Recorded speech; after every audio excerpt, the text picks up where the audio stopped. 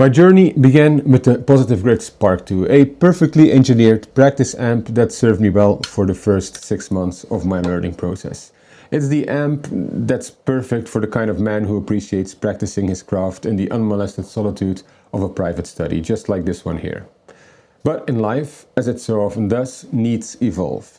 In my case, it involved converting another room in the house into a dedicated rehearsal space. A project that was also soon put to the test with the introduction of my son's full-throated, acoustically destructive, glorious drum kit. My Spark 2 is perfectly content here where I practice, but I'm not about to haul it back and forth over 2 flights of stairs every time we jam. I need the right tool for the right job, in the right room, and that job is now also competing with a drum kit. So I needed something with enough wattage to cut through the barrage of drums. Something with the connectivity to not only let us play together, but also a dedicated PA function to allow me to add a microphone and claim my rightful place as the frontman. Something that could act as the backbone of our new, gloriously unhinged 2-man band.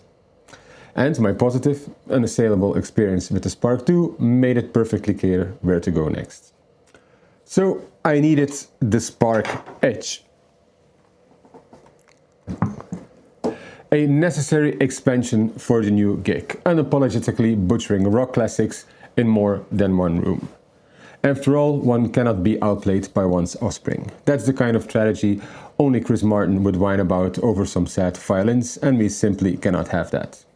This is about power, legacy, and ensuring my guitar remains the dominant voice in our rehearsal room. My Spark 2 has proven its worth, and I also own the Spark Link. So I've come to trust that Positive Grid doesn't just make good amps, they've engineered a modern ecosystem perfectly suited for the digital age. A plug-and-play paradise for the aspiring artist who, for all intents and purposes, thinks he's the next great guitar hero. So the Edge was the obvious choice. And the tones I spent hours, weeks and months perfecting on my Spark 2, now with a simple swipe they are instantly available to me in the rehearsal room on the Edge. With that kind of functionality, there was simply no second best option for the Spark Edge. So what do we get in the box? Well, the bare essentials. The amp itself, your standard power cable, and a USB-C data cable for when you want to use this beast as a high-end music interface for your PC. And of course, some stickers, which will find their rightful home on the walls of my rehearsal room. Now for the tour of the amp itself. First, the weight, it's about 6.2 kilograms. That's about the weight of 3 adult chickens. And this thing feels really solid, it's rugged, and it's clearly built to be lugged around. Next, the face. They've made this grill removable, and well, one of the easiest ways to pop it off is with one of those bicycle tire levers. It's a more elegant solution for a problem that otherwise might be a little bit finicky, and it also doesn't damage the grill or the speakers. Underneath there's a 6.5-inch woofer and a 1-inch horn tweeter. It's a kind of a sonic tandem, one for brutal lows, the other for searing heights. Let's pop this back on, easy like that. And you can stand it upright for a more direct assault on the senses, or tilt it back for a more personal monitor vibe. On the bottom there's anti-slip padding, which is a nice detail, ensuring it stays where you put it. Then up here we have a grab handle, which is perfect for a quick jaunt from room to room, assuming you're not some kind of weak guitar prodigy child. And then we have 2 knobs here on the control center for channel 1 and channel 2 presets, each one giving you 8 customizable slots. That's 16 presets in total. You toggle between them with a simple turn of the knob, or press them down to switch banks. The remaining knobs are for managing volume for each channel, along with a dedicated knob for music and Bluetooth. Then around the back is where all the serious business happens. You'll find a power button, a Bluetooth pairing button, a USB-C connection, and the power input. And above that we have the master control for volume and a proper 3-band EQ with low, mids and highs. And then the inputs, 2 combo inputs for your guitar, microphone or bass, two more 1/4-inch inputs for whatever my son wants to throw in the mix, and there's also a MIDI connector and a headphone connector for when you want to escape the noise. And also on the bottom here, a dual 1/4-inch output to connect it to a mixer of some kind. And finally, below that, there's a battery compartment, which is kind of tough to open. And of course, the battery is sold separately because you have to pay extra for this level of freedom. But fortunately, I already have one that I purchased for my Spark 2, so it's a simple matter of transferring it over. And let's pop this back on. Oh, and just like that, a wireless, powerful, vocal-ready solution for our new band is ready to go. The hardware in all its brutalist elegance is merely one component of this grand sonic operation. The true power, the tonal and creative engine, lies, of course, in the Positive Grid app. The Edge and the app don't just connect for the sake of it, they are an extension of each other, where your phone or tablet is the brain and the amp is the brawn. The connection itself is a two-step process. First, you turn on the amp, and then you open the app and just click connect.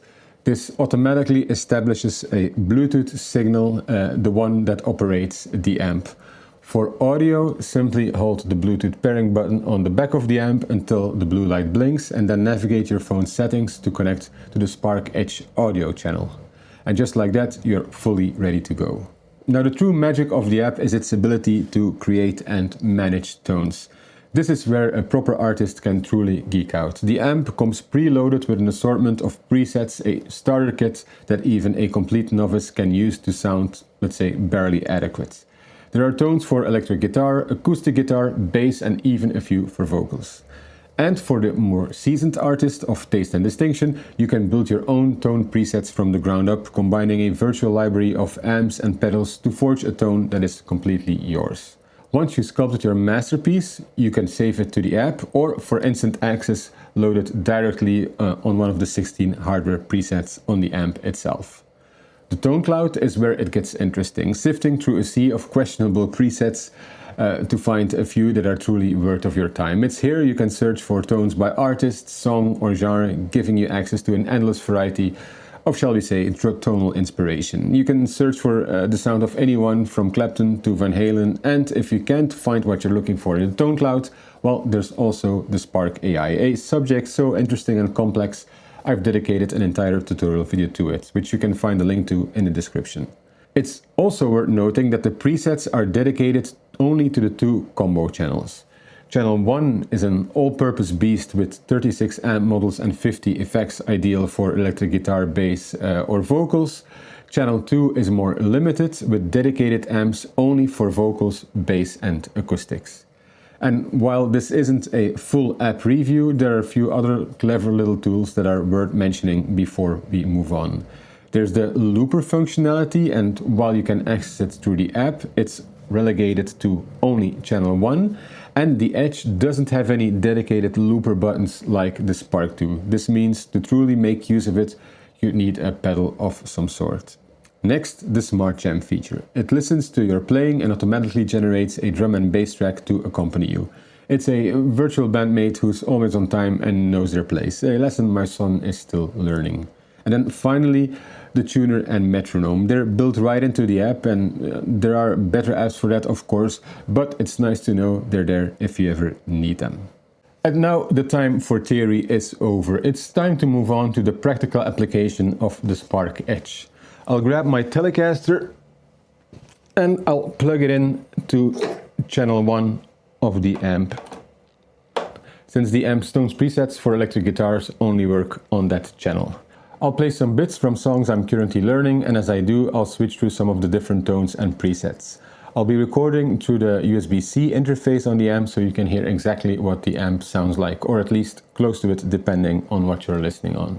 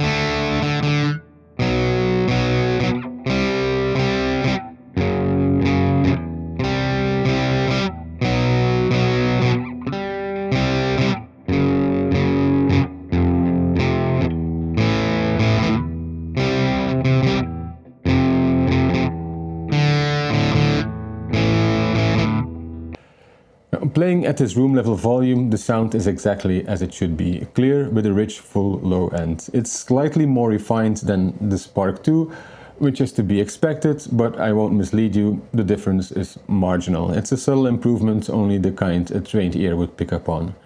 When you push the master volume past the point of civilized conversation, however, then the low end becomes more noticeable on the Spark H. It's a proper rumble that will rattle the foundation of any small to medium-sized room. Now, with the electric guitar part handled, it's time to test the amp's chops as a PA. This is the Behringer XM8500, a dynamic microphone that, well, according to many online reviews, has an exceptional good price to quality ratio. So I bought it because I know as little about microphones as I did about guitars 6 months ago. It's a dynamic microphone, not a condenser, which is important as this amp, for all its power, doesn't provide phantom power. With the microphone plugged in into channel 2, the app in its sheer genius has already registered that it's a vocal mic and selected the first of our 4 preset tones. To truly put it to the test, I'll switch my electric for my acoustic guitar.